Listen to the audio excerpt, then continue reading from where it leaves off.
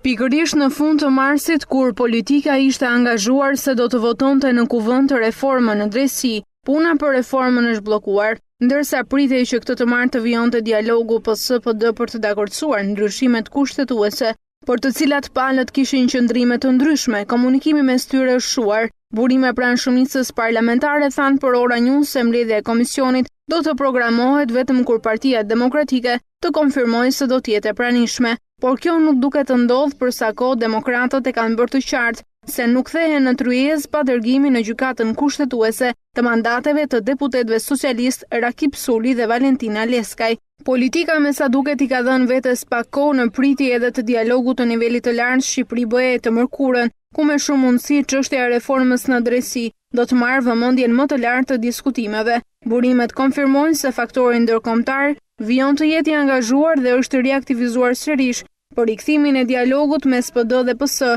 me qëllim ulje në tryezën e reformës së drejtësisë.